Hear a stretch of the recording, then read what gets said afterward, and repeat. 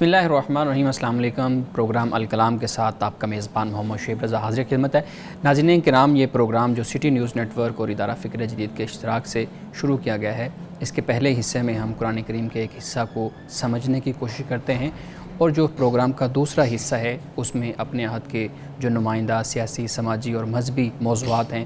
ان پہ پیدا ہونے والے سوالات کو ایک نئے زاویے سے جاننے کی کوشش کرتے ہیں۔ ہمارے ساتھ شریک گفتگو ہوتے ہیں جناب محمد امانت رسول صاحب۔ صاحب بہت شکریہ آپ کے وقت کا۔ میری معاونت کے لیے موجود ہیں جناب احمد بلال صاحب۔ ناظرین، ہم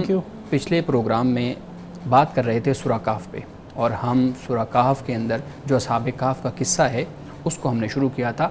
اور یہ جو ڈیبیٹ ہے زمان اور مکان کی کہ ان کا زمانہ کون سا تھا، جگہ کون سی تھی، اس کے اوپر ہم بات کر رہے تھے۔ امانت صاحب، یہاں سے آگے اپنی گفتگو کا آغاز کیجیے گا اور آگے جو واقعہ ہے اس کو بیان کیجیے گا۔ بسم اللہ الرحمن الرحیم۔ ناظرین اکرام، کل کے پروگرام میں ہم نے زمان اور مکان، یعنی ان کا زمانہ کون سا تھا اور وہ کس مقام پر تھے، اس حوالے سے ہم نے بات کی تھی، اور یہ بھی بتایا تھا کہ اس پر کافی اختلاف ہے۔ اور دوسری بات یہ کہ مختلف کتابوں میں اصحاب کہف غار تک کیسے پہنچے، اس سے پہلے کا واقعہ نقل کیا جاتا ہے، اس پر بھی ہم نے بات کی تھی۔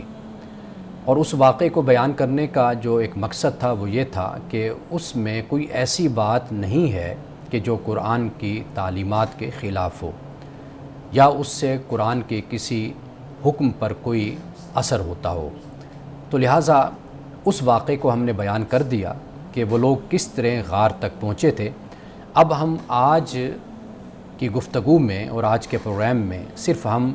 قرآن مجید کا مطالعہ کریں گے،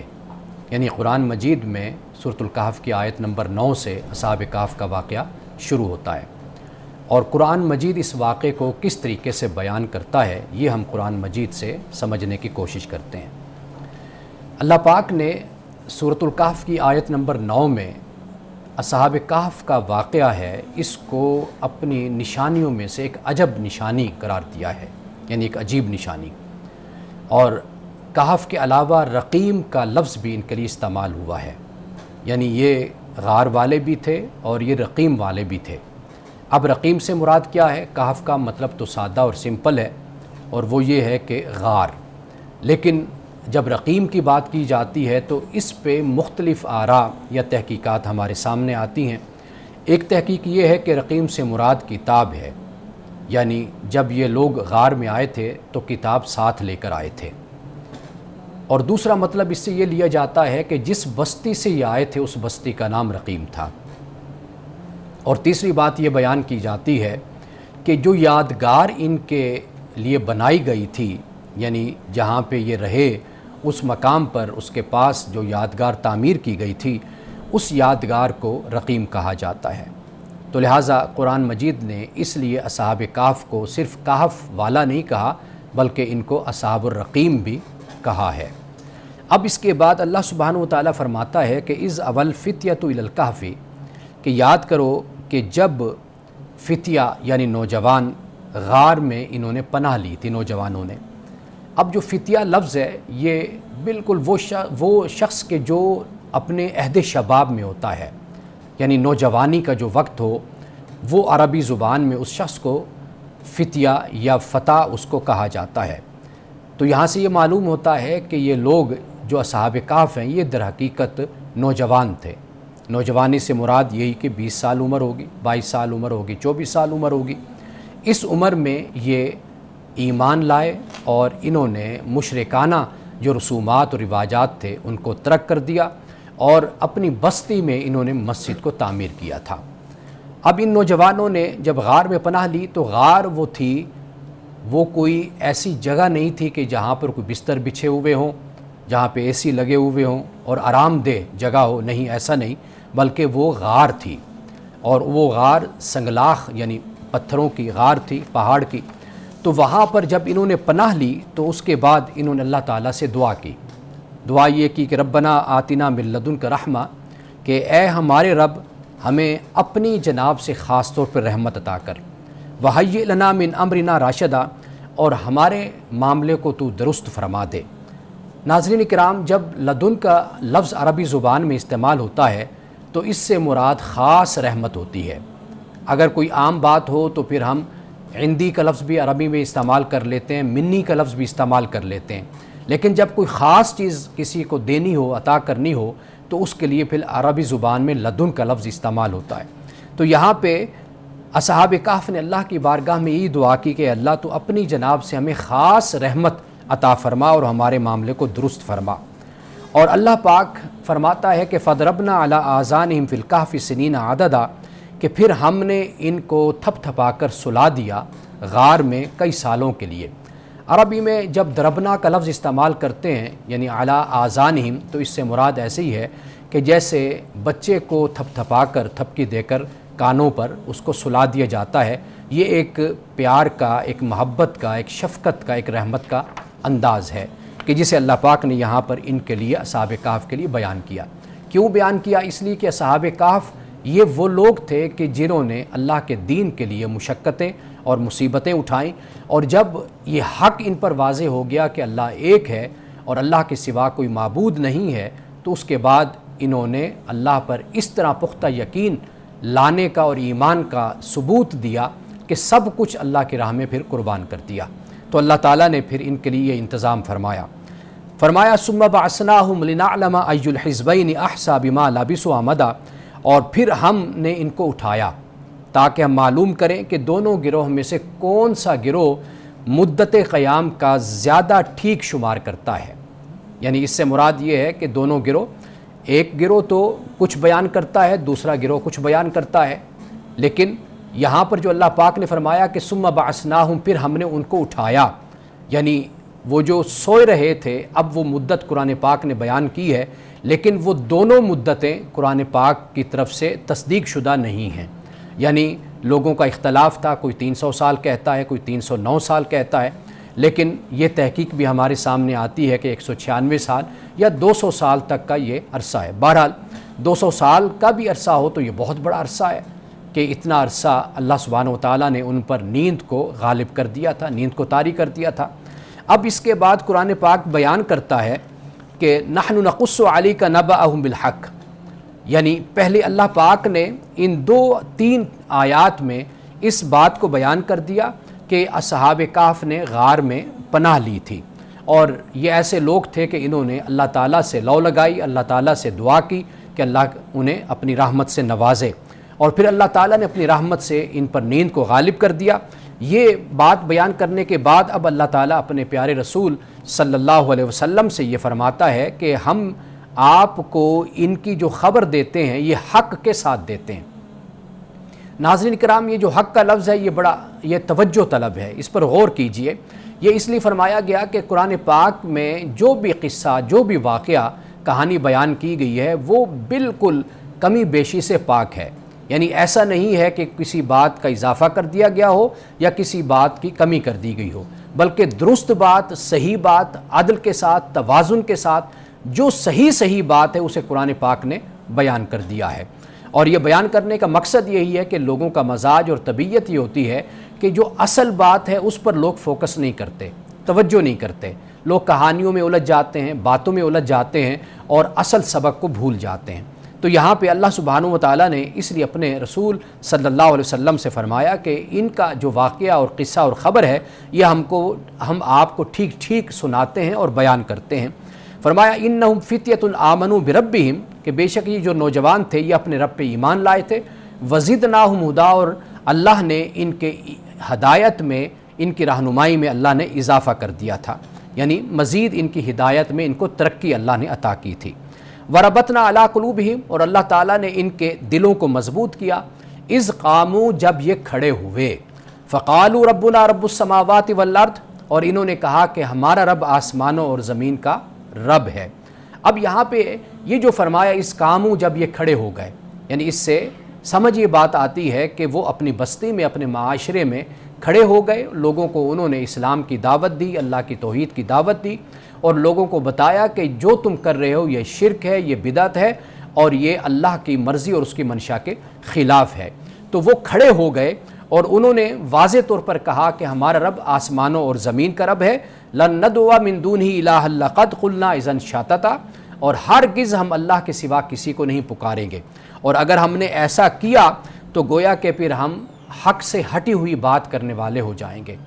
تو یہ اصحاب کہف نے کہا۔ اب اس کے بعد یعنی گویا کہ جب انہوں نے بستی میں، اپنے شہر میں، اپنے علاقے اور معاشرے میں جب اسلام کی تبلیغ کی، تو اس کے بعد جب لوگوں نے ایک رد عمل دیا، ان پر تشدد کیا یا ان کے ساتھ مقابلہ کیا یا ان کے ساتھ ایک مباحثہ کیا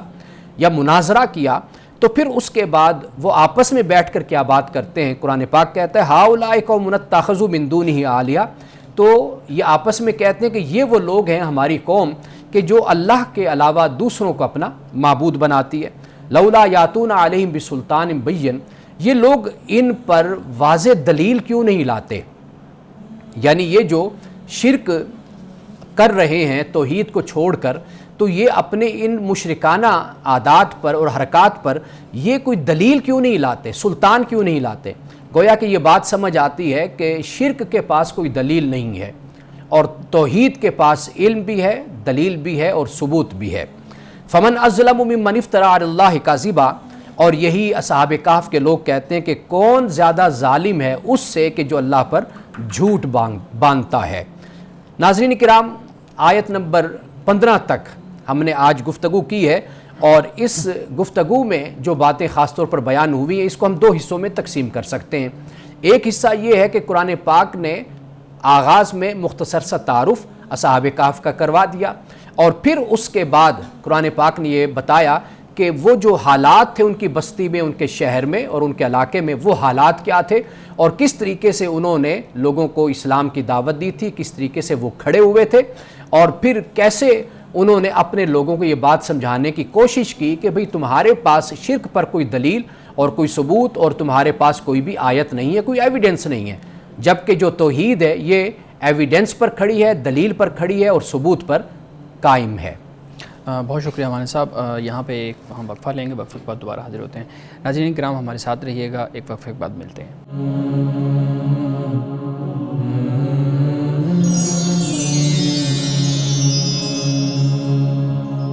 ویلکم بیک ناظرین۔ امان صاحب ہم گفتگو کر رہے تھے، اپنی گفتگو کا آغاز کیجیے گا۔ آیت نمبر 16 میں اللہ سبحانہ وتعالیٰ یہ فرماتا ہے کہ وَإِذِ اعْتَزَلْتُمُوهُمْ وَمَا يَعْبُدُونَ إِلَّا اللَّهَ فَأْوُوا إِلَى الْكَهْفِ، کہ پھر اصحاب کہف نے علیحدگی اختیار کر لی، کن سے؟ ایک تو بتوں سے، اور ان سے کہ جو ان بتوں کی عبادت کرتے تھے اللہ کو چھوڑ کر، یعنی پجاریوں کی، لوگوں کی، اور ان بتوں سے بھی انہوں نے علیحدگی اختیار کر لی۔ کیوں؟ اس لیے کہ جب انہوں نے لوگوں کو دعوت دین دی، جب توحید کی دعوت دی، تو وہ ان کے مخالف ہو گئے اور ان کے دشمن بن گئے، تو پھر وہ آ کر غار میں بیٹھ گئے۔ تو قرآن پاک بیان کرتا ہے کہ یہ انہوں نے ایک حکمت کے تحت پھر علیحدگی ان سے اختیار کی تھی۔ تو جب وہ غار میں چلے گئے تو اللہ پاک فرماتا ہے کہ فَأْوُوا إِلَى الْكَهْفِ، تو پھر ہم نے ان سے کہا کہ غار میں تم پناہ لے لو، يَنْشُرْ لَكُمْ رَبُّكُمْ مِنْ رَحْمَتِهِ، اور تمہارے رب کی جو رحمت ہے وہ تم پر نچھاور ہوگی، یعنی تم پر ہر وقت وہ اپنے اوپر تم پر سایہ کیے رکھے گی۔ وَيُحَيِّئْ لَكُمْ مِنْ أَمْرِكُمْ مِرْفَقًا،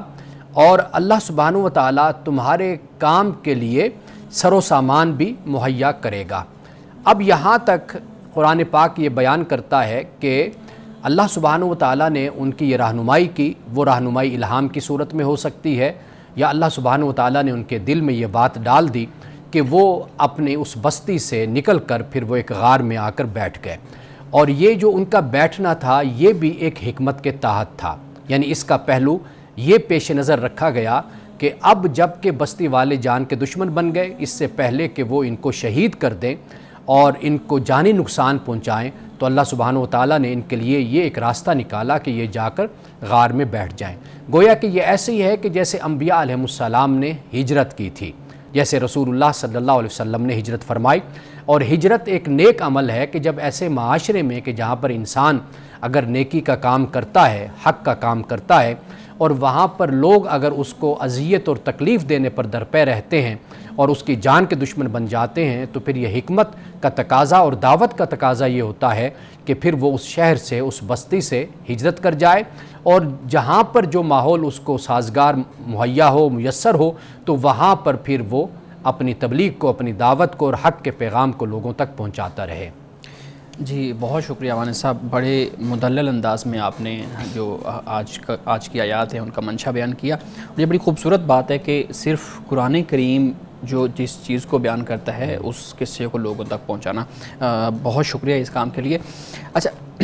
سوالات کی طرف آتے ہیں، چونکہ ہم قرآن کریم کی جو آیات پڑھتے ہیں ان کے اوپر کچھ سوالات ہوتے ہیں۔ سب سے پہلا سوال، اصحاب کہف کے جو نام ہیں وہ 7 افراد تھے، ان کے جو نام بیان کیے جاتے ہیں، میرے خیال میں قرآن تو ان کو بیان نہیں کرتا، آپ اس پہ بھی توجہ دلائیے گا۔ دوسرا یہ ہے کہ ان کے ناموں کو تعویذ، ورد اور اس طرح کی چیزوں کے اندر استعمال کیا جاتا ہے، خاص طور پہ بہت سی تفاسیر کے اندر بھی ہمیں یہ چیز ملتی ہے۔ سوال بنیادی طور پہ میرا یہ ہے کہ کیا قرآن یا مستند جو روایات ہیں رسول اللہ صلی اللہ علیہ وآلہ وسلم کی، ان میں ہمیں کہیں پہ اصحاب کہف کے ان ناموں کی بنیاد پہ جو آگ بجھانے کے لیے استعمال کیا جاتا ہے، نظر اتارنے کے لیے استعمال کیا جاتا ہے اور اس طرح کے باقی جو معاملات میں ان کو استعمال کیا جاتا ہے، کہیں پہ ہمیں کوئی دلیل ملتی ہے ایسی؟ اچھا، سب سے پہلے تو اس کا ایک پس منظر ہے وہ ہمیں سمجھنا چاہیے جی کہ ان کو 7 سینٹس کا نام دیا گیا۔ جی بالکل، اگر تاریخ اٹھا کر ہم دیکھیں تو 7 سلیپرز بھی ان کو کہا گیا، لیکن 7 سینٹس بھی۔ ان کے ساتھ بھی ایسا ہی معاملہ ہوا کہ ان کی جو قبریں ہیں یا جو یادگار ہے، جو جگہ ہے، وہاں پر یہ باقاعدہ چڑھاووں کا سلسلہ بھی ہوا، اور آپ یوں کہہ لیجئے کہ لوگ وہاں پر منتیں بھی مانتے اور وہاں پر جاتے تھے، اور وہاں پر جو ایک بدعت کا ماحول ہوتا ہے وہ جا کر ان کے مزارات پر بھی، ان کی قبروں پر آپ کہہ لیجئے جو یادگار بنائی گئی، وہاں پر یہی صورتحال بنی۔ لیکن آپ یہ دیکھیے کہ یہ جو بیک گراؤنڈ ہے یہ جب مسلمانوں کے اندر آیا کسی نہ کسی طریقے سے، یعنی وہ کتابوں کے ذریعے سے آیا، تاریخ کے ذریعے سے آیا یا کہانیوں کے ذریعے سے آیا، اس کو پھر اس طریقے سے اڈاپٹ ہمارے ہاں کیا گیا کہ چونکہ اس میں تو کوئی شک نہیں کہ اللہ کے نیک بندے تھے اور قابل احترام ہے ہمارے لیے بھی، قرآن نے اس کو بیان کیا، اور قرآن نے اگر اس کو اہمیت دی ہے تو واضح بات ہے کہ یہ اللہ کے صالحین جو بندے ہیں ان میں ان کا شمار ہوتا ہے۔ تو یہ اصل پس منظر ہے کہ لوگ یہ خیال کر لیتے ہیں کہ یہ جو اللہ کے نیک بندے ہیں، حالانکہ وہ جو اللہ کے نیک بندے بنتے ہیں وہ اپنے کردار سے، اپنے قربانیوں سے، اپنے عمل سے، اپنے اخلاق سے بنتے ہیں، جو دین کے ساتھ ان کی ایک ڈیووشن ہوتی ہے، کمٹمنٹ ہوتی ہے ان کی، اس بنیاد پر وہ اللہ کے نیک بندے ہوتے ہیں، اور اللہ تعالیٰ ان کے لیے اتنا انتظام فرماتا ہے جو یہاں پر بیان بھی کیا گیا۔ لیکن آگے جو لوگوں کا سلسلہ ہوتا ہے، لوگ بجائے اس کے کہ ان سے عمل سیکھیں اور ان کی سیرت کو اختیار کریں، لوگ پھر ان کا جو ایک تعلق رب کے ساتھ ہوتا ہے اس تعلق کو اس طریقے سے وہ اپنے لیے سمجھتے ہیں کہ ہمارے لیے بابرکت ہو گیا، مقدس ہو گیا، اور اس سے ہم اس طریقے سے استفادہ اور ہم فائدہ اٹھا سکتے ہیں۔ اور ہمارے یہاں آپ کو معلوم ہے کہ یہ بھی سوچ مسلمانوں میں موجود ہے کہ جیسے مزارات پہ لوگوں کا جانا، اور جو اہل مزارات ہیں، صاحب مزار ہے، ان سے یہ خیال کرنا کہ جب ان سے فیض لے رہے ہیں یا ان سے ہمیں کچھ حاصل ہوتا ہے، حالانکہ بنیادی بات جو قرآن پاک، اگر ہم قرآن پاک کو پڑھیں سمجھیں تو ہمیں قرآن یہ سمجھاتا ہے کہ یہ لوگ کہ جنہوں نے اللہ کی راہ میں اپنی جان تک قربان کر دی، اپنا مال قربان کر دیا، ان کی سیرت کو اپناؤ، ان کے کردار کو اپناؤ۔ تو یہ جو تعویذات کا سلسلہ آپ بتا رہے ہیں کہ ان کے ناموں کے ساتھ، ایک تو ان کے جو نام ہیں یہ کوئی اتھینٹک نہیں ہے، ہاں بالکل، یعنی قرآن اس کو بیان نہیں بالکل ایسے ہی قرآن نے بھی بیان نہیں کیا، حدیث نے بھی بیان نہیں کیا، مستند احادیث میں، اور اس کے علاوہ بھی دیگر جو سورسز ہیں وہاں پر بھی جنہیں آپ سمجھتے ہیں کہ یہ مستند ہے، وہاں پر بھی نہیں یہ چیزیں بیان ہوئی۔ دیکھیں اگر بیان ہوئی بھی ہو مثال کے طور پر تو اس سے ہمارے کردار پر، ہمارے اخلاق پر، ہماری سیرت پر اس کا کیا اثر پڑتا ہے؟ ہمارا جو تعلق ہے وہ تو ایمان کے ساتھ ہے نا، اللہ کے ساتھ ہمارا تعلق ہے، نیک بندوں سے بھی تعلق ہے، تو اس بنیاد پر ہے کہ یہ اللہ کے نیک بندے ہیں۔ تو لہٰذا ایسے جو تعویذات بنائے جاتے ہیں تو یہ قابل افسوس ہیں کہ یہ جہالت کی علامت ہیں اور دین سے دوری کی یہ علامت ہے کہ قرآن پڑھنے والا، رسول اللہ کی سنت سے تعلق قائم کرنے والا، وہ کبھی بھی ان توہمات میں اپنے آپ کو نہیں ڈالتا۔ بالکل، بہت خوبصورت۔ اچھا، ایک اور سوال، آپ نے اپنی پہلی جو گفتگو تھی اس میں اس کا ذکر ضرور کیا تھا، لیکن میں چاہتا ہوں اس پہ مزید تھوڑی آپ جو ہے نا وضاحت اس کی کر دیں۔ اصحاب کہف کے قصے کو لے کے، اسی طریقے سے رسول اللہ صلی اللہ علیہ وآلہ وسلم جب غار میں جاتے ہیں عبادت کے لیے، تو اس ایک خاص انسیڈنٹ کو لے کے گوشہ نشینی اور ترک دنیا، ان لوگوں سے تعلقات ختم کرنا، اس کو، ان چیزوں کو بنیاد بنا کے استدلال یہ کیا جاتا ہے کہ گوشہ نشینی کرنا ٹھیک ہے، اپنی عبادت کے لیے جانا ٹھیک ہے، اور لوگوں سے کٹ آف ہونا ٹھیک ہے۔ تو اس پہ بھی آپ بات کیجیے گا کہ واقعی یہ استدلال بنتا بھی ہے کہ ہم اصحاب کہف کے قصے کو لے کے رسول اللہ صلی اللہ علیہ وسلم کے غار کے اندر جانے کو لے کے کہہ رہے ہیں کہ اب دنیا سے ہی تعلق ختم کر دیا جائے؟ دیکھیے، اسلام اعتدال کی تعلیم دیتا ہے، توازن کی تعلیم دیتا ہے۔ یہ انسان کے لیے بہت اچھا ہوتا ہے کہ انسان کچھ وقت تنہائی میں رہے، خلوت میں رہے، گویا کہ وہ اپنی انرجی کو ریسٹور کرتا ہے، اپنی انرجی کو بڑھاتا ہے۔ جو انرجی وہ اپنی سپینڈ کر چکا ہوتا ہے نا سوسائٹی میں اور معاشرے میں لوگوں پر، تو انسانی فطرت ہے، انسانی طبیعت ہے کہ وہ پھر آئسولیشن بھی چاہتا ہے، علیحدہ بھی ہونا چاہتا ہے۔ اور جیسے حضرت عبداللہ ابن مبارک سے یہ منقول کی جاتی ہے، نقل کی جاتی ہے بات، کہ ان سے کسی نے کہا کہ جی آپ گھر میں ہی بیٹھے رہتے ہیں ہر وقت، تو آپ لوگوں میں نہیں آتے، باہر نہیں نکلتے، اکیلے ہی بیٹھے رہتے ہیں۔ تو وہ فرمانے لگے میں کب اکیلا ہوتا ہوں، میرے ساتھ رسول اللہ صلی اللہ علیہ وسلم ہوتے ہیں، صحابہ ہوتے ہیں۔ یعنی ان کی مراد یہ تھی کہ میرے پاس رسول اللہ صلی اللہ علیہ وسلم کی احادیث ہیں، صحابہ کے اقوال ہیں، میں ان میں غور و فکر کر رہا ہوتا ہوں، میں پڑھ رہا ہوتا ہوں، پڑھا رہا ہوتا ہوں، تو میں کب اکیلا ہوتا ہوں۔ تو تنہائی جو ہے یہ اللہ کے نیک بندوں نے پسند بھی کی ہے، علماء نے، فقہاء نے، وہ صرف اس لیے کہ خلوت میں انسان جاتا ہے، بیٹھتا ہے اور اللہ کی عبادت بھی کر لیتا ہے، ساتھ ساتھ مطالعہ ہوتا ہے، تحقیق کا کام ہے۔ اور دیکھیے، جو یہ غور و فکر کا کام ہے یہ ہوتا ہی تنہائی میں ہے۔ یعنی آپ اپنے بچوں میں بیٹھ کر، بیوی بچوں میں بیٹھ کر، سارے لوگوں میں بیٹھ کر، دوستوں میں بیٹھ کر آپ کہاں پر تدبر تفکر کر سکتے ہیں، غور و فکر کر سکتے ہیں؟ لیکن یہاں پہ تو وہ معذرت میں آپ کی بات کاٹ رہا ہوں، یہاں پہ تو وہ غور و فکر والا معاملہ نہیں ہے، وہ گئے ہیں اور سو گئے ہیں، یعنی ان کے اوپر نیند طاری ہو گئی ہے۔ اچھا، اس بات کو آپ اس طرح دیکھیے نا کہ جو حالات ان کے لیے پیدا کیے گئے، ان حالات سے وہ نکل کر، یعنی یہ ایک علیحدہ اسٹریٹجی ہوئی کہ وہاں سے نکل کر اپنی جان کو حفاظت کے ساتھ وہاں پہنچ گئے، غار میں رہے۔ اسی طریقے سے آپ دیکھیے کہ رسول اللہ صلی اللہ علیہ وسلم کی بہت سی احادیث ہمیں ملتی کہ جس میں آپ نے فرمایا کہ فتنے کا زمانہ ہو، ایسے حالات میں تو تم اپنی بکریاں لے کر، ایک صحابی سے آپ نے یہ فرمایا کہ بکریاں لے کر تم پہاڑ پہ چلے جاؤ۔ تو مطلب یہ ہے کہ اگر آپ ایسے ماحول میں ہیں کہ جہاں پر آپ کی جان کو خطرہ، ایمان کو خطرہ، یا جہاں پہ آپ یہ دیکھتے ہیں کہ اثر پذیری نہیں ہے آپ کی، آپ وہاں کے ماحول کو چینج نہیں کر پا رہے یا چینج نہیں کر سکتے، یا وہاں پر ایسی صورتحال ہے کہ جس کا مقابلہ آپ کے بس میں نہیں ہے، تو وہاں پر پھر طریقہ یہی ہوتا ہے کہ آپ اپنی انرجی کو کسی اور مقصد پر پھر خرچ کر رہے ہوتے ہیں۔ اصل میں مسلمان جو ہے نا، مومن، وہ اپنا میدان چینج کر لیتا ہے، مختلف کر لیتا ہے، وہ میدان چھوڑتا نہیں ہے۔ یعنی مثال کے طور پر اگر آپ کو ایک جگہ پر بات کہنے کا موقع مل رہا ہے، لوگ آپ کی بات کو سن رہے ہیں، تو آپ ضرور وہاں پر بات کہیے، لیکن جب آپ دیکھتے ہیں کہ بھئی یہاں پر لوگ میری بات کو نہیں سن رہے، جیسے قرآن پاک کہتا ہے کہ بھئی اگر یہ لوگ دین کا مذاق بنا رہے ہوں، اللہ کی آیات کا مذاق اڑا رہے ہوں، تو تم ان سے علیحدہ ہو جایا کرو۔ ہاں، جب یہ خاموش ہو جائیں تو پھر ان میں آ کر بیٹھو، پھر ان کو نصیحت کرو۔ تو گویا کہ جب وہ ہلڑ بازی کر رہے ہیں تو اس وقت تو دعوت، تبلیغ اور کوئی سنجیدہ بات تو کی نہیں جا سکتی، تو لہٰذا خاموشی اختیار کر کے ان سے ایوائڈ کر لو۔ بالکل، لیکن جب وہ خاموش ہو جائیں، بیٹھے ہوں، تو پھر جا کر تم ان سے اپنی بات کو بیان کرو۔ بالکل بالکل صحیح ہے، بالکل صحیح ہے۔ یہاں پہ ہم ایک بریک لیں گے اور اس کے بعد پھر ایک سوال مزید ہے میرے پاس، اور پھر ہم دوسرے سیگمنٹ کی طرف جائیں گے۔ ناظرین کرام، ہمارے ساتھ رہیے گا، ملتے ہیں ایک بریک کے بعد۔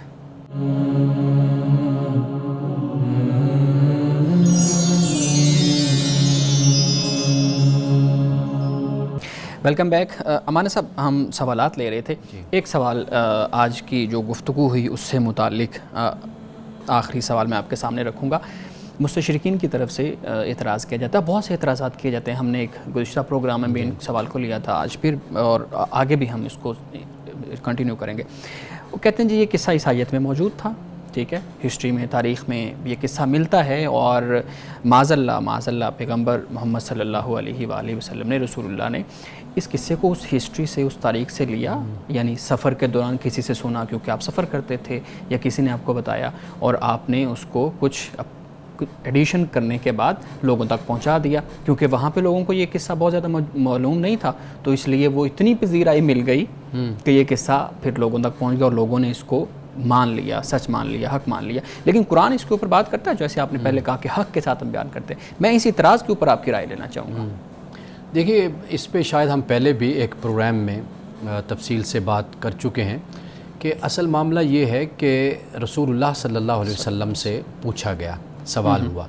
اور آپ سے کہا گیا کہ بھئی اس بارے میں آپ ہمیں بتائیں، جیسے دیگر سوالات تھے ان میں سے ایک سوال یہ بھی تھا۔ تو آپ علیہ السلام نے جو چیزیں بیان فرمائی ہیں، قرآن پاک جس کو بیان کرتا ہے، وہ اتنا کفیل ہے اور اتنا یعنی کافی ہے،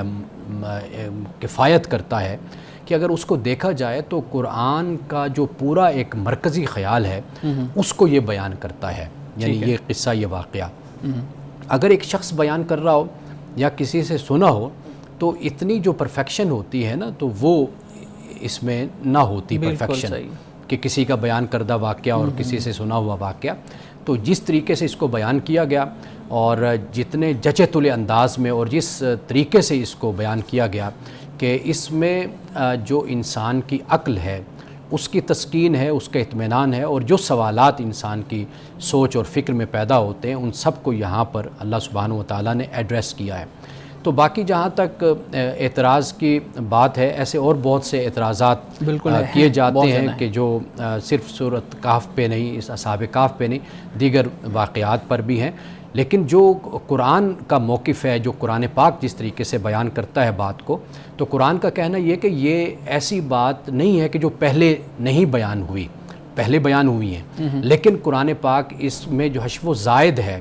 جو اس میں اضافہ کر دیا گیا، جھوٹ ملا دیا گیا یا لوگوں نے اپنی طرف سے داستان گوئی کی ہے، ان تمام باتوں کو قرآن نے، اللہ تعالیٰ نے اس کو خارج کر دیا اور اتنی بات کو بیان کیا کہ جو بات حق ہے، جو سچ ہے، جو درست ہے، اس کو اللہ نے یہاں پر بیان کیا ہے۔ ٹھیک، بالکل ٹھیک ہے۔ ہمارا جو دوسرا سیگمنٹ ہے، بلال صاحب مجھے اجازت دیجیے گا۔ امانہ صاحب، ہم نے ایک گزشتہ پروگرام کیا تھا، اس میں ہم نے سیروگیسی کے اوپر بات کی تھی۔ بلال صاحب، جب آپ نے سوالات اس میں رکھے تھے امانہ صاحب کے سامنے، اب اس پروگرام کو کچھ لوگوں نے دیکھا ہے اور اس میں ہمیں کچھ سوالات بھیجے ہیں، کچھ تشفی نہیں ہوئی ان کی یا مزید سوالات ہیں۔ اوبیسلی اس طرح کے معاملات میں بہت زیادہ سوالات ذہن میں پیدا ہوتے ہیں، تو کچھ سوالات انہی کی طرف سے بھیجے ہوئے میں آپ کے سامنے رکھتا ہوں تاکہ آپ ان کو ایڈریس کر دیں۔ ہم نے بات کی تھی سیروگیسی پہ اور آپ نے اپنا نقطہ نظر بہتر طریقے سے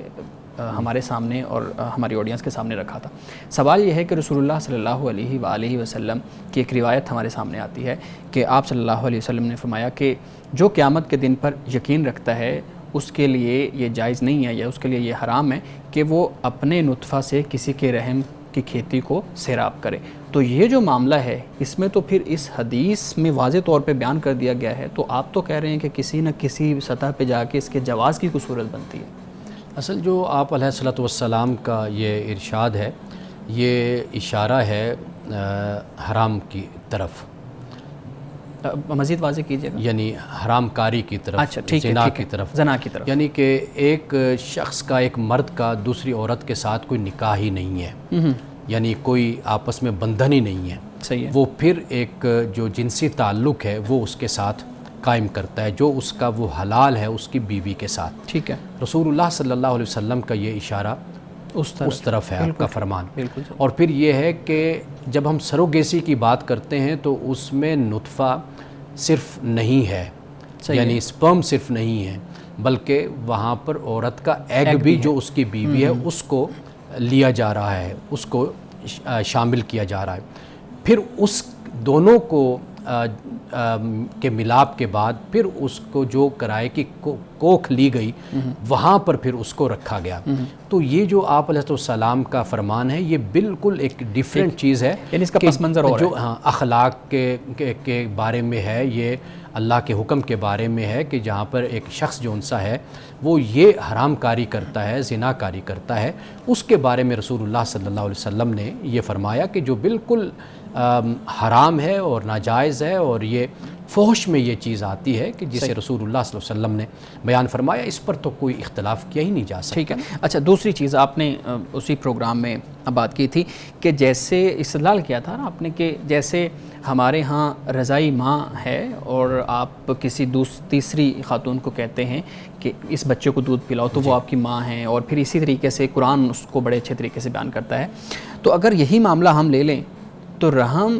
پھر اسی طریقے سے اگر عاریتاً لے لیا، کرائے پہ لے لیا،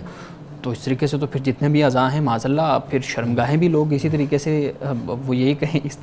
کہیں گے، استدلال یہی کریں گے کہ یہ جو عاریتاً لی گئی ہے یہ کرائے پہ لی گئی ہے، کیونکہ اس خاص وقت میں استعمال ہوا اور اس کے بعد ختم ہو گیا۔ یہاں پہ بھی معاملہ وہی ہے کہ 9 ماہ جتنا ایک ٹائم پیریڈ ہے پورا پریگنینسی کا اور بچہ کے پیدا ہونے کا، وہ پورا ہوا تو وہ آپ کے کرائے والے معاملہ ختم ہو گیا، تو شرمگاہ بھی اسی طریقے سے پھر لی جا سکتی ہے۔ دیکھیے یہ قیاس مال فارق ہے، یعنی اس کو اس پر ہم قیاس نہیں کر سکتے۔ اس کی وجہ یہ ہے کہ جو بات آپ بیان کر رہے ہیں وہ خالصتاً عفت سے اور اس کا عصمت سے اس طرح تعلق بن جاتا ہے کہ جو نسب ہے اور جو ایک مرد اور عورت کے ملاپ سے ایک بچے کی پیدائش ہوتی ہے، اس کا جواز اور اس کی جو لیجیٹیمیسی ہے وہ صرف اور صرف نکاح کی صورت میں ہے۔ ٹھیک ہے، اس کے علاوہ کسی طریقے سے بھی جو ہے وہ اسلام میں اس لیے جو نکاح موقت ہے اس کو حرام قرار دیا گیا کہ آپ یہ کسی سے اس طرح نکاح نہیں کر سکتے کہ آپ کہیں جی مہینے کے لیے، 2 مہینے کے لیے، سال کے لیے ہم میاں بیوی ہیں۔ تو اسلام نے نکاح غیر موقت، یعنی نکاح غیر موقت اسلام میں ہے کہ آپ بغیر مدت کو مقرر کیے آپ نکاح کرتے ہیں، شادی کرتے ہیں۔ تو لہٰذا یہ جو صورت ہے اس کا اس سے کوئی تعلق ہی نہیں بنتا، لیکن یہ بالکل مختلف چیز ہے اور یہ مختلف چیز ہے۔ لیکن عضو تو ہے نا، آپ نے بہتر طریقے سے اس کو بیان کیا ہے کہ وہاں پہ ان اعضاء کے بارے میں تو قرآن نے کیٹاگوریکلی کہہ دیا نا کہ ان کا اگر کوئی تعلق قائم ہوگا تو وہ حرام کاری کی صورت میں ہوگا۔ یہاں پر جو صورت ہے نا، اب جب ہم مقاصد شریعہ کی بات کرتے ہیں، آپ وہاں پر دیکھیے کہ علماء نے لکھا ہے کہ عقل ہے، جان ہے، مال ہے، نسب ہے، اس کی حفاظت مقصود ہے نا اسلام میں۔ اب جب ایک شخص کسی کے ساتھ تعلق قائم کرتا ہے کسی عورت کے ساتھ، اب معاملہ یہ ہے کہ اگر وہ نکاح کا تعلق ہے وہ تو جائز تعلق ہو گیا، اگر نکاح کے بغیر کا تعلق ہوگا ایک مرد کا ایک عورت کے ساتھ تو واضح بات ہے کہ وہ زنا میں اس کو شمار کیا جائے گا۔ اگر اس صورت میں پریگنینسی ہوتی ہے یا اس طرح کا معاملہ ہوتا ہے تو واضح بات ہے اس بچے کو کیا آپ نسب دیں گے، اس کا ذمہ دار کون ولد ہوگا، حرام والا جی، یعنی یہ ایک معاملہ ہو جاتا ہے نا۔ یہاں پر تو صورتحال ہی بالکل مختلف ہے۔ اصل جو بات آپ کہنا چاہتے ہیں، جو لوگوں نے سوال کیے، میں نے پچھلے پروگرام میں بھی اس بات کو واضح کیا تھا کہ میں یہ نہیں کہہ رہا، میں آپ کو صرف یہ بتا رہا ہوں کہ دونوں طرف دلائل ہیں۔ ٹھیک ہے، کیونکہ رسول اللہ صلی اللہ علیہ وسلم کے زمانے میں یہ مسئلہ نہیں تھا، صحابہ کے زمانے میں نہیں تھا، یہ آج کے دور کا مسئلہ ہے۔ اس لیے ہمارے پاس علماء کے دونوں آراء موجود ہیں، لیکن دونوں آراء میں سے جب آپ کسی بھی رائے کو، مثال کے طور پر ایک رائے تو واضح طور پر علماء نے بیان کر دی کہ بھئی 2 صورتوں میں جائز ہے۔ جو 2 صورتیں میں نے پچھلے پروگرام میں بیان کی تھی، باقی اس کے علاوہ ساری صورتیں حرام اور ناجائز ہیں۔ کچھ علماء کہتے ہیں کہ نہیں، سروگیسی ہر صورت میں جائز ہے، یعنی اس کی پھر یہ صورت بن جاتی ہے کہ جو ایگ ہے اور سپرم ہے اس کو کسی خاتون کے جو کرائے کے طور پر لی ہے کو اس میں رکھ دیا جاتا ہے تو وہ پھر پرورش پاتا ہے۔ تو اس کو بعد علماء نے کہا کہ یہ جائز ہے۔ میں نے یہ گزارش کی تھی کہ آپ وہ رائے ہو یا یہ رائے ہو، خاص طور پر یہ جو دوسری رائے ہے سروگیسی کے جواز کی، آپ اس کے لیے دیکھیے آپ کا معاشرہ، آپ کا سماج اس کو کیسے لیتا ہے، قبول کرتا ہے یا نہیں کرتا۔ یہ فرد اور پھر سماج کا معاملہ ہو جاتا ہے۔ میں نے آپ کو کچھ ملکوں کی مثالیں بھی دی تھیں کہ جیسے جرمنی ہے، فرانس ہے، اس کے بارے میں میں نے جانا، پڑھا، مطالعہ کیا تو مجھے معلوم ہوا کہ وہاں پر انہوں نے غیر قانونی اس کو قرار دیا ہوا ہے، تو قانون وہاں اجازت نہیں ہے، تو یعنی وہ ان کے پھر اپنے سماج کی، اپنے اس معاشرے کا تقاضا ہوگا جس کی بنیاد پر انہوں نے ایسا کیا۔ تو میں یہ عرض کر رہا تھا کہ یہ اہم اتنی بات نہیں ہے کہ آپ اس بحث میں جائیں کہ یہ کیا ہے۔ آپ یہ دیکھیں کہ آپ کا معاشرہ، آپ کا سماج آیا کہ اس کو قبول کرتا ہے یا نہیں کرتا۔ یعنی بہت سے مسائل ایسے ہوتے ہیں کہ جو جائز بھی ہوتے ہیں، لیکن آپ اس پر عمل نہیں کرتے. آپ کہتے ہیں ہمارا معاشرہ اس کے لیے تیار نہیں ہے, سمجھتا نہیں ہے. اگر ہم خام خواہ اس پر سٹینڈ لیں گے, اس پر بات کریں گے, تو ایک فتنہ اور فساد معاشرے میں پیدا ہوگا, بے چینی اضطراب پیدا ہوگا. تو وہاں پر حکمت کا تقاضا یہی ہوتا ہے کہ پھر خاموشی اختیار کی جاتی. میں نے اصل اس مسئلے کو اس انداز سے بیان کیا تھا. چلیں, بہت اچھا. مزید اس پہ سوالات بھی ہیں لیکن ہم ایک وقفہ لیں گے. ناظرین کرام ہمارے ساتھ رہیے گا, ملتے ہیں ایک بریک کے بعد.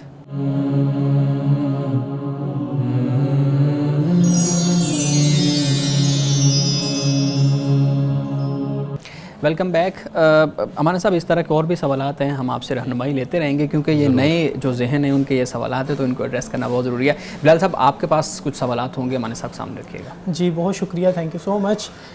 سر میرا سوال خواتین سے ریلیٹڈ ہے. ہم بہت سے ممالک میں دیکھتے ہیں کہ خواتین باجماعت نماز ادا کرتی ہیں, مساجد میں جا کر ادا کرتی ہیں, لیکن کیا وجہ ہے کہ پاکستان جو کہ اسلام کا قلعہ ہے, یہاں پر ہم دیکھتے ہیں کہ خواتین کو اجازت نہیں ہے کہ وہ مساجد میں جائیں, یا ان کی کوئی باقاعدہ جماعت کا کوئی نظام اور اس طرح کا کہیں پہ بھی دیکھنے کو نہیں ملتا. اس کی کیا وجہ ہے, اور پاکستان میں ہم کیسے خواتین کو بھی موٹیویٹ کر سکتے ہیں کہ وہ مساجد میں جا کر نماز ادا کریں؟ اصل اس پہ جو معاملہ ہے نا جی, اگر ہم قرآن مجید کا مطالعہ کرتے ہیں یا رسول اللہ صلی اللہ علیہ وسلم کی احادیث کا مطالعہ کرتے ہیں, تو وہاں پہ تو ہمیں اس کی اپریسیشن ملتی ہے. جی, آپ علیہ السلام کی واضح احادیث ہیں کہ اللہ کی بندیوں کو مسجدوں میں آنے سے مت روکو, یہ حدیث پاک ہے. تو اسلام کی تعلیم میں, حدیث میں, سیرت میں تو ہمیں کوئی ایسی ممانعت نہیں ملتی. لیکن ایک وجہ کو دلیل بنایا جاتا ہے, وہ یہ ہوتا ہے کہ بھئی زمانہ خراب ہے. جی, یعنی ماحول ایسا ہے کہ بہنیں بیٹیاں نکلیں گی, مسجد میں آئیں گی تو راستہ میں 100 قسم کے لوگ کھڑے ہوتے ہیں, یا اس طرح کا جو ماحول, انسیکیورٹی جو ہوتی ہے, یہ ماحول صرف پاکستان میں یا انڈیا تو نہیں گیا, ممکن ہے انڈیا میں ہو, بنگلہ دیش میں ہو, ہمارے اسی خطے میں یہ مسئلہ ہو. لیکن جہاں جہاں میں دیگر ملکوں میں گیا ہوں, عرب میں بھی گیا ہوں میں, اس کے علاوہ ترکی بھی گیا ہوں, اور دیگر ممالک میں, یورپ سارا میں نے دیکھا ہے, پھرا ہوں, تو وہاں پر تو میں نے دیکھا ہے کہ خواتین مسجدوں میں آ کر نماز پڑھتی ہیں. اچھا, آپ کے لیے بات بڑی حیرانی کی بات ہوگی کہ یہاں پر احناف یعنی وہ اس کو اپریشیٹ نہیں کرتے. اگر آپ ہمارے جو علماء احناف جو ہیں, فقہ حنفی سے جو تعلق رکھتے ہیں, خاص طور پر پاکستان میں, آپ دیکھیں گے کہ ان کے فتاویٰ بھی دیکھ لیں, ان کی آپ تقاریر, گفتگو بھی سن لیں, تو اس میں آپ کو اپریسیشن نہیں ملے گی, حوصلہ افزائی نہیں ملے گی. لیکن پاکستان سے باہر اگر آپ جائیں, اب یورپ, امریکہ آپ چلے جائیں, تو وہاں پر خواتین مسجد میں نماز پڑھتی ہیں, اور جو حنفی ہیں علماء, ان کی مساجد میں بھی خواتین جا کر نماز پڑھ رہی ہوتی ہیں. آپ ترکی میں ہیں, عرب ممالک میں بھی پڑھ رہی ہیں, ترکی میں چلے جائیے, وہاں پر بھی خواتین مسجد میں جا کر نماز پڑھتی ہیں. تو یہ کچھ ہمارے ہاں کا یہ مسئلہ ہے یہاں پہ. جی, صرف ہمیں جو بنیادی بات جس کی میں ہمیشہ تاکید بھی کرتا ہوں اور ریکویسٹ کرتا ہوں, وہ یہ ہے کہ ہم اپنے ماحول کو پاکیزہ بنائیں. ہم نے یہ پابندیاں لگا لگا کر اپنے ماحول کو ایسا ہم نے بدتر بنا دیا ہے کہ آج یہی ہمارا نوجوان پاکستانی جب یہ کسی اور ملک میں جاتا ہے نا, تو وہاں پر لوگ اس کو حیرانی کی نظر سے دیکھتے ہیں. دبئی جائے, یو اے ای میں یا دیگر ممالک میں جاتا ہے, تو پھر یہ جس طریقے سے خواتین کے ساتھ معاملہ کرتا ہے, وہ آپ خبروں میں اور حکومت کے حوالے سے مختلف ہمیں رپورٹس ملتی رہتی ہیں. تو ہمیں اس چیز پر فوکس کرنا ہوگا کہ ہم خواتین کو انکریج کریں, ان کو حوصلہ دیں, ان کو ہم لائیں کہ وہ مختلف شعبوں میں جائیں, مسجد میں جائیں, نماز پڑھیں, مدرسے میں پڑھائیں. یہ ایکٹیویٹی جب بنے گی نا, تو پھر یہ جو ایک خاتون کا ہوا ہے ہمارے ذہنوں پر سوار, کہ جب ہم کسی اور ملک میں جا کر خاتون کو دیکھتے ہیں تو پریشان ہو جاتے ہیں, تو یہ ہماری پریشانی پھر ختم ہوگی. ایک ہم نارمل طریقے سے پھر ہم زندگی سر, یہاں پہ ایک سوال بنتا ہے, یونیورسٹی لڑکی جائے زمانہ خراب نہیں ہے, کوئی مسئلہ نہیں ہے, جاب پہ جائیں کوئی مسئلہ نہیں ہے, باقی سارے معاملات, میٹرو بسز میں جا رہی ہیں, لوکل ٹریولنگ ہو رہی ہے, ہر معاملات چل رہے ہیں, یہ مسجد میں جاتے ہوئے یہ زمانہ خراب ہونے والی مثال. دیکھیں, یہ زمانہ ہر جگہ خراب ہے, اور اسی ڈر سے, خیال سے ہی بچیاں اگر باہر جاتی ہیں تو ان کے لیے بہت سے مسائل ہمارے ہاں ہیں. ایسی بات نہیں ہے کہ جو یونیورسٹی جا رہی ہیں ان پر اعتراض نہیں ہو رہا, آپ مجھ سے بہتر جانتے ہیں, ہر طرف جانے والی بچیوں پر اعتراض ہو رہا ہے, ہوتا ہے, چاہے وہ مسجد میں جائیں یا نہ جائیں یا کسی اور جگہ پر بھی. تو اصل جو مسئلہ ہے وہ ہے معاشرے کی تطہیر کا. آپ دنیا میں جائیں, لوگ دوڑ دوڑ کے اپنے کام پہ جا رہے ہوتے ہیں، ان کو اس سے غرض بھی نہیں ہوتی کہ ساتھ والی خاتون ہے یا کوئی مرد میرے ساتھ سفر کر رہا ہے.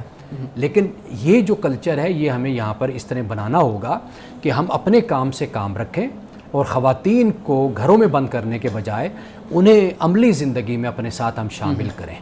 جی بالکل ٹھیک ہے بلال صاحب. اچھا، ہم نے اپنے پروگرام میں ایک پورشن ایسا رکھا ہے کہ ہم قرآن پہ تو بات کر رہے ہیں اور ساتھ ہم یہ چاہ رہے تھے کہ ہم حدیث کے اوپر بھی بات کریں، اور ہم کوشش یہ کیا کریں گے کہ ہم ایک حدیث، سمانے صاحب آپ سے میں ریکویسٹ کروں گا کہ جو ہمارے معاملات سے، ہماری معاشرت سے متعلق ہو، اس کو ناظرین کے سامنے بیان کریں. تو ابھی آپ حدیث ناظرین کے سامنے بیان کیجیے گا. آج کی حدیث ہے کہ رسول اللہ صلی اللہ علیہ وسلم سے صحابہ نے کئی مرتبہ یہ گزارش کی ان قبیلوں کے حوالے سے کہ جو مسلمانوں کو ستاتے تھے، رسول اللہ صلی اللہ علیہ وسلم کو اذیت پہنچاتے تھے، کہ آپ ان کے لیے بد دعا کریں، یعنی اللہ کی بارگاہ میں بد دعا کریں کہ اللہ ان کو تباہ کر دے. لیکن رسول اللہ صلی اللہ علیہ وسلم سے جب صحابہ نے یہ عرض کی تو آپ نے اپنے ہاتھ تو اٹھائے اور کیا آپ نے فرمایا. مثال کے طور پر قبیلہ ثقیف تھا، اس کے لیے رسول اللہ صلی اللہ علیہ وسلم نے فرمایا کہ اللہم اہدی ثقیفاً وأت بہم مسلمین، کہ اللہ جو قبیلہ ثقیف ہے اس کو ہدایت عطا فرما اور انہیں مسلمان بنا کر لا میرے پاس. اور اس طرح قبیلہ دوس ہے، اس کے بارے میں بھی صحابہ نے یہ عرض کیا رسول اللہ یہ بہت ستاتے ہیں، تنگ کرتے ہیں، آپ ان کے لیے بھی بد دعا کیجئے. تو بالکل یہی الفاظ رسول اللہ نے ان کے لیے بھی کہیے فرمائے. آپ نے فرمایا کہ اے اللہ قبیلہ دوس کو ہدایت عطا فرما اور انہیں مسلمان لا میرے پاس، یعنی یہ اسلام قبول کر لیں. تو گویا کہ ہمیں یہ بات سمجھ آتی ہے کہ ہمیں اپنے دشمنوں، اپنے مخالفین کے لیے بد دعائیں نہیں کرنی چاہیے، ان پر لعنتیں نہیں بھیجنی چاہیے، ان کی تباہی اور بربادی کی دعائیں نہیں کرنی چاہیے، بلکہ اللہ سے یہ دعا کرنی چاہیے اللہ ان کو ہدایت عطا فرما اور انہیں اپنی فرما برداری اور اپنا اسلام ان کو عطا فرما.